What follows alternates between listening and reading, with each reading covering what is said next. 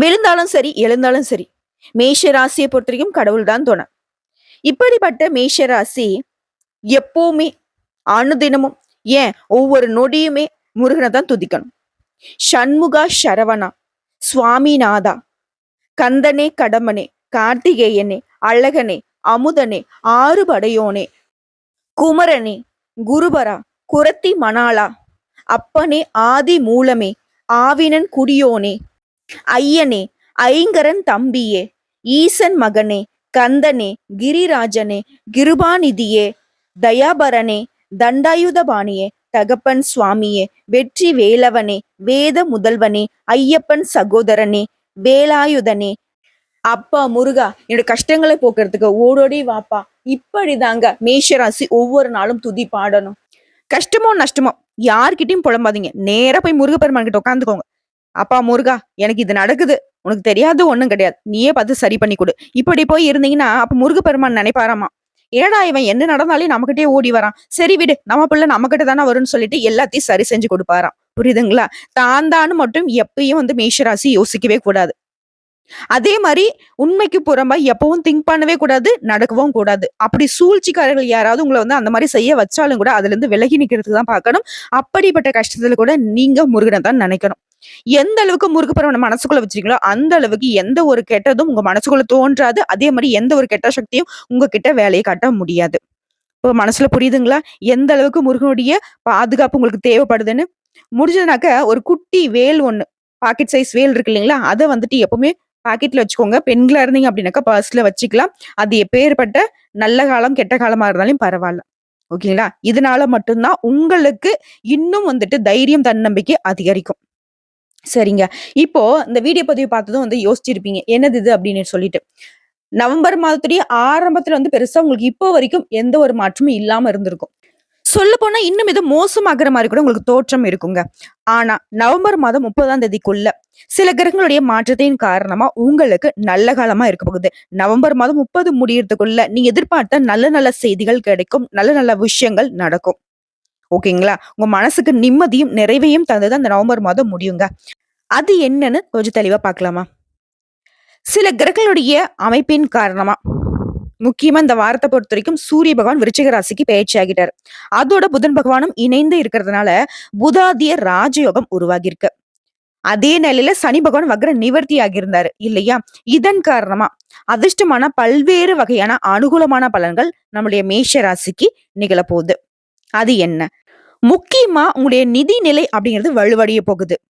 பண பிரச்சனை தீர்ந்தாவே நம்ம வாழ்க்கைக்குரிய பல பிரச்சனை தீர்ந்து போயிடும். அப்படிதான் இந்த காலகட்டத்துல உங்களுக்கு இருக்க போகுது.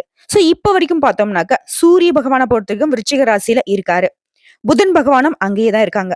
செவ்வாய் பகவான் கடக ராசியிலும், குரு பகவான் ரிஷப ராசியிலும், சுக்கிர பகவான் தனுசு ராசியிலும், சனி பகவான் கும்ப ராசியிலும், அதுல வக்ர நிவர்த்தி ஆகிட்டாரு.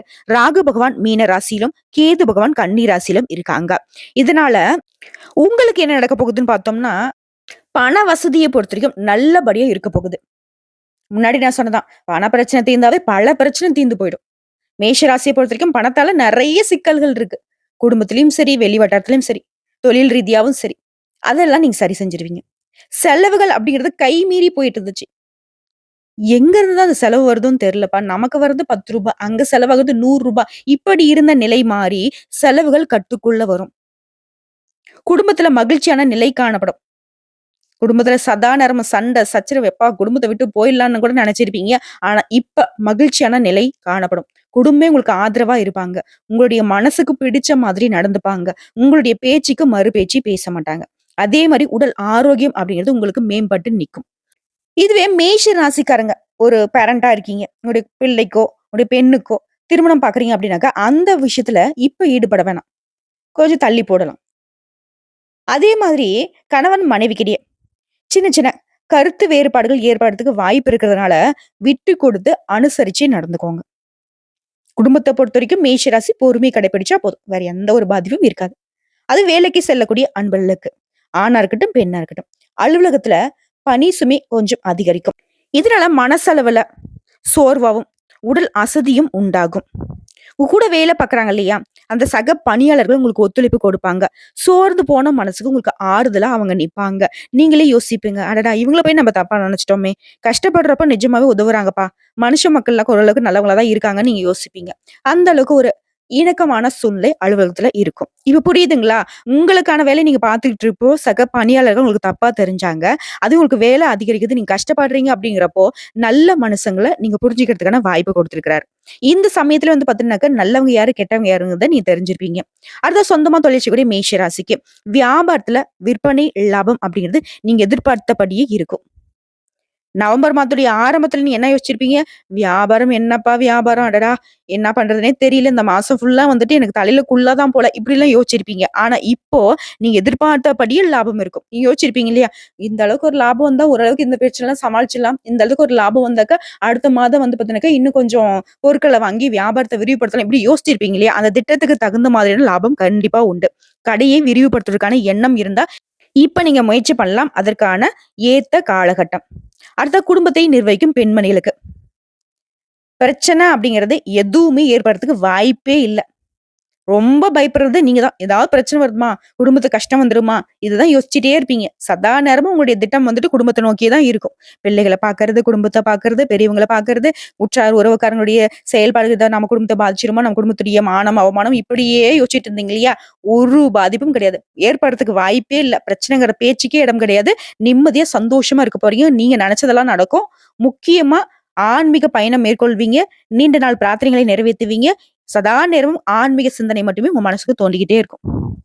ஓகேவா? ரொம்ப மகிழ்ச்சிகரமான சூழ்நிலையை அனுபவிக்க போறீங்க. அது வேலைக்கு செல்லக்கூடிய பெண்மணிகளுக்கு. நீங்க எதிர்பார்த்த பதவி உயர்வு, ஊதிய உயர்வு கிடைக்கும். பெண்களுக்கு சூப்பரான காலகட்டம். அதுவே மாணவர்களுக்கு படிப்புல ஆர்வம் அதிகரிக்கும். அதிக மதிப்பெண்களை பெறுவீங்க. இப்ப வந்து பார்த்தீங்கன்னா, எக்ஸாம் டைம் அப்படிங்கிறதுனால, நீங்க கொஞ்சம் படிச்சா கூட ஆல்ரெடி பாடத்த உன்னிப்பா கவனிச்சிருப்பீங்க. அதன் காரணமா, இந்த பரீட்சை பேப்பர்ல சமாளிச்சு அழகா ஆன்ஸர் எழுதிருவீங்க. இதன் காரணமா அதிக மதிப்பெண்களை பெறதுக்கு வாய்ப்பு இருக்கு. பெற்றோர்கிட்டயும் சரி, ஆசிரியர்கிட்டயும் சரி, பாராட்டுகள் பெறுவீங்க. சக மாணவர்கள் மத்தியில நீங்க ஹீரோ மாரி தெரிவீங்க. மாணவர்களாகட்டும், மாணவிகளாகட்டும் படிப்பு விஷயத்துல இந்த காலகட்டம் ரொம்ப சாதகமா இருக்கு. எண்ணம் போலவே மதிப்பெண் உண்டு. அடுத்ததா கூலி வேலை செய்றவங்கள்ல இருந்து கோடி கோடியா சம்பாதிக்கிறவங்க வரைக்கும். பொருளாதார ரீதியா நிதிநிலை அப்படிங்கிறது சரியா இருக்கிறதுனால, இப்போ இந்த நவம்பர் மாதம் 30ஆம் தேதி முடியறதுக்குள்ள உங்களுக்கு இருக்கக்கூடிய பண பிரச்சனை தீரும். சுருக்கமா சொல்லனாக்க, இந்த ஒரு 10, 15 நாட்கள்லயே உங்களுக்கு இருக்கக்கூடிய மொத்த பிரச்சனையும் சரியாயிடும். நெனச்சதெல்லாம் நடக்கும். நல்லதாவே நடக்கும். சகல விதங்கள்லயும் சௌபாக்கியமான விஷயங்கள மட்டுமே நீங்க அனுபவிக்க போறீங்க. எப்பேர்ப்பட்ட சங்கடமும் மின்னல் மாதிரி உங்கள விட்டு விலகி போகுங்க. உங்கள பொறுத்தவரைக்கும் அதிர்ஷ்டம் தரக்கூடிய எண்கள்னு பார்த்தோம்னாக்கா 4, 7. நீங்க வணங்க வேண்டிய தெய்வம்னு பார்த்தோம்னா, முருகப்பெருமான். பெண் தெய்வம்னு கேட்டீங்கன்னாக்கா, துர்க்கை அம்மன். தினமுமே காலையில வீட்டு பூஜை அறையில தீபம் ஏற்றி, முருகப்பெருமானையும், துர்க்கை அம்மனையும் வழிபாடு செஞ்சுட்டு தான் அடுத்த வேலைய நீங்க பார்க்கணும்.